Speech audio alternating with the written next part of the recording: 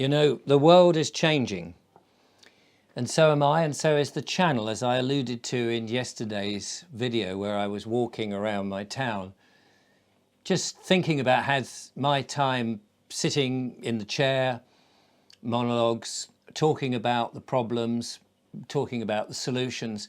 Now's the time to think about the solutions and get on with them.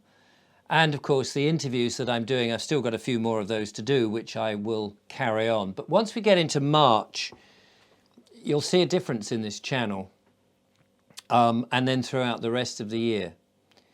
There's a lot of change going on. We know that there are agendas. We know that we live in corporate Britain. We know that there are these think tanks paid for by billionaires who wish to depopulate the planet. They've admitted it themselves on their webpage. This is not controversial anymore. It's not a conspiracy. We know that there's been mass harm done to the whole population of the world with a certain medical intervention. We're seeing the results of that. Even mainstream media is having to report it, except they don't want to say exactly what the cause is. But those people who perhaps had that intervention are themselves now still can't quite bring themselves to terms with it, are beginning to think, did I do the right thing? And will it get me? And I hope it doesn't. I really do. We need everybody. We need everybody because we're in a crisis and we're not the only ones. Food is the target of the next crisis. We've been told, have we not, that there is global warming, this nonsense, this myth, this make-believe fairy tale that actually the planet is warming up too much, thanks to us, thanks to man, that we're putting in this gas, CO2, that is the big culprit. And yet, of course, we're only at something like 0.04 parts. Is it percent of the atmosphere is made up of CO2, or what we're putting into the atmosphere here, which is 400 parts per million, as I understand it. And if we reduce it any further, we're reducing our existence on this, because we need that CO2 in the atmosphere to grow plants. But no, we don't need to worry about that, because the big plan, the agenda, of course, is to get rid of farming.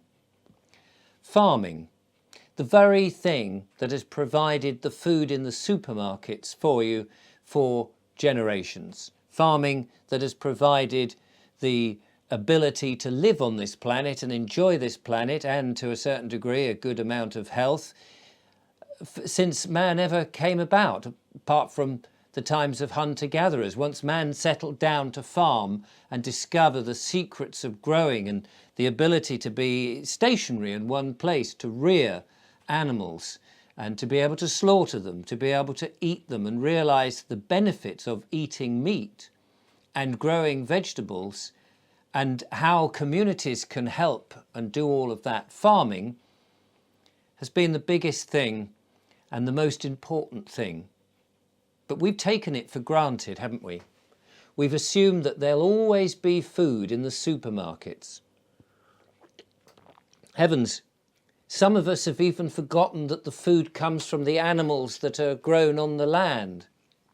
Some of us have never seen a cow or a pig or a chicken, or if we have, we've only seen them on the television in 2D or on the internet.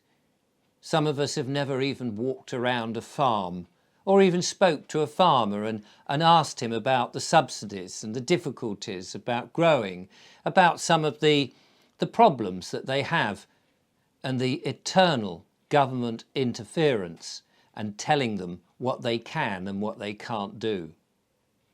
Well, this government interference is growing ever more, and farmers are beginning to realise, some of them at least, that actually the interference and the story, the narrative that's being told to them is not quite right. It doesn't quite work. You see, many farmers, big farmers, just think that they're making commodities, a certain amount of wheat or barley or oil or whatever it is. It may be milk. Just it's a commodity to them. And they've forgotten that this is food. But some of the smaller farmers, some of the medium-sized and smaller farmers know exactly what this is. They know that they're growing food, and they know that without farmers, we are doomed. But no, of course there's this marvellous plan, isn't there? We don't need farmers. We'll cover the ground with those solar panels that reflect light back up, which actually cause more problems than ever before, especially when they come to the end of their life and they leach into the ground, poisoning the soil. Yes, we can do that, can't we? And we can have robots watering and spraying them with fertilizers, poisons basically, to kill the insects, and slowly and surely us.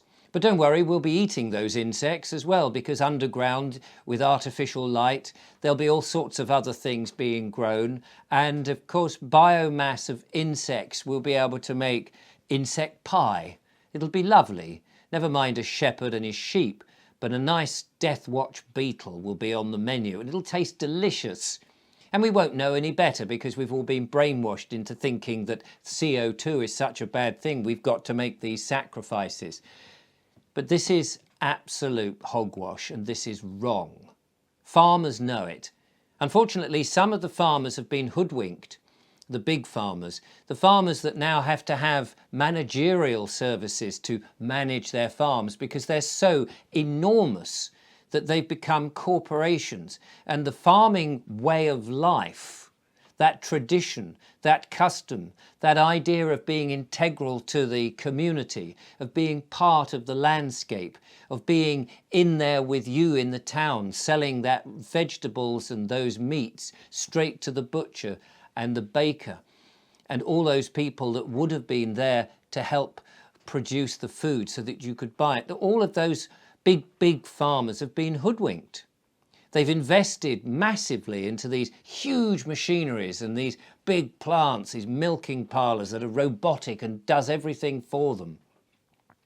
They've got massive tractors. They've got contracts they can't get out of, and huge swathes of land which has to have monoculture. It's going to be difficult, and yet they must know that even though it is a commodity, without it, without that food, we're all doomed. But the smaller farmers, the medium-sized farmers, and the communities now that are ever growing bigger and stronger, and those people with allotments, those people who've got gardens, those people who have put their hands into the soil, they know. They're not stupid. They know what they're growing. They know what they're nurturing. Those small holdings that might have a handful of pigs or a couple of cows or a sheep or two, they know what's happening. They know the troubles. They know the regulations. They know it's all an utter crap. They know that food is the most essential thing. So we've got to stop this in its tracks. We've got to stop going to the supermarkets, because the supermarkets have plans now to have these robots and drones and various things, their own farms. I mean, we've seen one big major supermarket having its brand as so-and-so farm. It's not a farm, it doesn't even exist. They don't farm anything. This is industrial chemicals that we are ending up eating. If we eat the highly processed muck that is coming out of these supermarkets, we're doomed. We get ill, and then we rely on the doctors and get doctored. We eat the pharmaceuticals and get doctored, and it's a never-ending spiral, a quick journey to the grave. We're not that. We don't need that. We're humans. We're beings that thrive on fresh, local, healthy ingredients. So we need to support the farmers, and we need to get out there ourselves. We need to turn our backs on the councils who are agreeing to have more houses built on farmland, or these solar panels or wind farms, these nonsense for the green agenda, this one source of energy, which is electricity, that's the god of everything. No, we don't want to die. We don't want to be injured. We don't want any more of this harm. We've seen how the government have implemented things in the past, have had their secrets, have lied to us. We've seen it, and they're doing it again. So I think we've got to boycott the supermarkets, go to farm shops, go to markets, go to butchers, go to greengrocers, go to the farmers themselves. Ask them, I know you're stuck. Understand what they've got, the problems they've got. Perhaps form collectives, hire a field, grow something, bring up animals, learn to take back responsibility for our own food security, because that's what it comes down to, food security.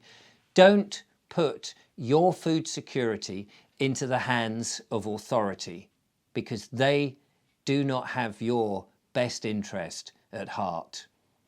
We need to trust us, one another, the community, not corporations, not dead entities, not big institutions, and least of all, those that say that they are there to work for us, but actually are the ones mandating the poisons and forcing us into financial insecurity. We've got to take back control as people. We've got to turn our backs on these with their rules and their acts and statutes. We've got to be sovereign. We've got to work for one another.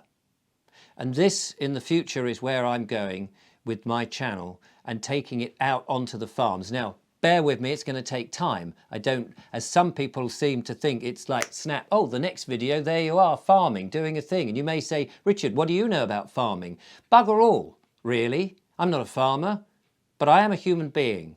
I'm a spirit in this body, and this body needs food. That makes me capable of learning. And I will learn how to grow and how to develop and look after the soil. I will learn these things just as you can. Ultimately, we all need to be farmers. We're all farmers one way or another. So let's not put those chemicals from the supermarkets into our mouths and into our bodies. Let's not get ill and perpetrate this big lie. Let's all do something. Take back responsibility and get our hands into the soil and make this place healthy again. Cheers.